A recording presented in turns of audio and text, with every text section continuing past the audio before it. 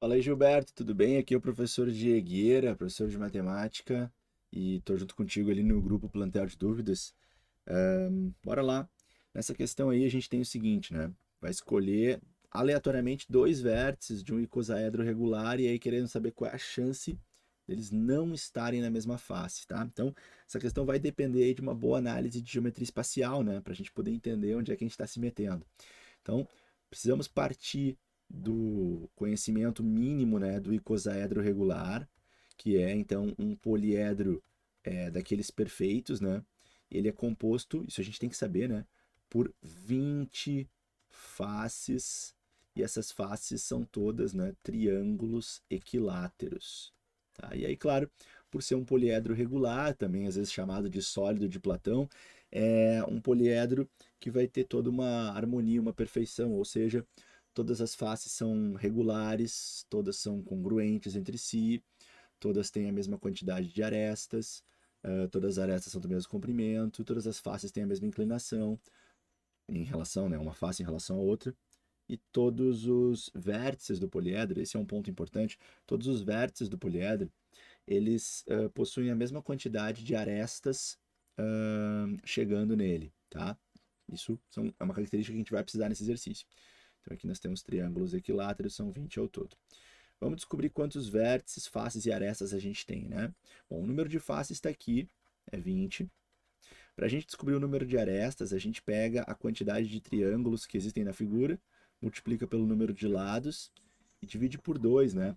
Porque quando os triângulos estão separados, cada um tem lados, né, os triângulos. Mas quando esses lados são colados para montar o poliedro, cada dois lados se colam e se transformam numa única aresta, então por isso a gente tem que dividir por 2, né, nessa contagem aqui. Então com isso a gente descobre 30 arestas ao todo.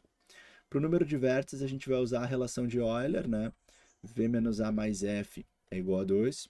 Então, V menos 30 mais 20 é igual a 2. Descobrimos assim que o número de vértices é 12. Isso é bastante importante para o nosso problema.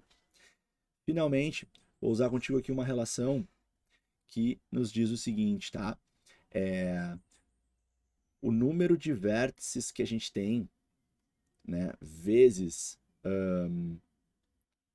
o tipo de vértice, e eu vou escrever esse tipo de vértice como Vn.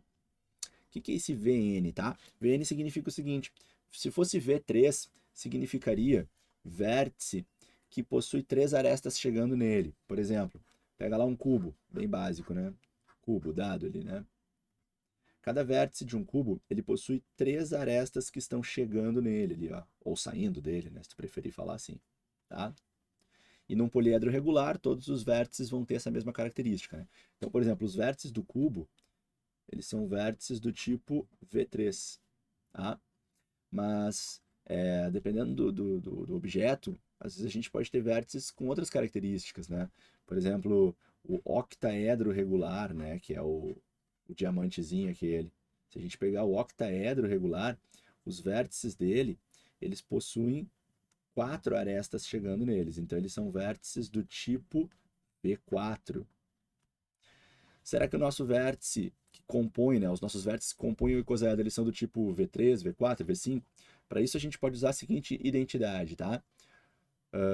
Pega o número de vértices de cada tipo, multiplica, né, pela quantidade de vértices, e a gente então, desculpa, falei errado. Pega o número de vértices que tu tem, multiplica pela quantidade de arestas que estão chegando nele, e isso tem que dar o dobro da quantidade total de arestas do poliedro, tá? Então, por exemplo, no cubo, né? No cubo a gente sabe que são 8 vértices, a gente sabe que os vértices são todos do tipo 3, e a gente sabe que no cubo tem 12 arestas. Então, se tu aplicasse essa relação no cubo, olha ela se verificando, né? Tu diria que é 3 vezes a quantidade de vértices, que é 8, então é vértices vezes o tipo de vértice, é igual ao dobro da quantidade de arestas. Percebe que realmente vai dar 24 dos dois lados, né? Então verificou. Aqui pra gente, a gente sabe que o número de arestas é 30, que a gente acabou de calcular, e a gente sabe que o total de vértices ele é 12. Então resta saber qual é o n, né? Ou seja, qual é a quantidade de arestas que chegam no vértice. Resolvendo essa conta, a gente descobre que é 5 o n. Então isso significa que a gente está lidando com vértices do tipo V5. Então isso significa que quando a gente olha de repente numa visão aérea para um dos vértices do nosso icosaedro, a gente precisa saber que esse vértice ele é um encontro de 5 triângulos equiláteros. Então aqui eu estou mostrando como se eu estivesse vendo um pedaço do icosaedro, tá? O icosaedro é maior, então ele vai lá ter toda a sua estrutura em volta, vai ter outros vértices compondo ele. Mas se a gente focar num vértice, pode ser esse aqui, observa que, como nós descobrimos que são vértices do tipo V5, então com certeza existem 5 arestas chegando em cada vértice, tá? 5 arestas chegam nele. Em outras palavras, existem 5 faces compartilhando esse mesmo vértice. Tá? Isso vai acontecer ao longo de todo o icosaedro.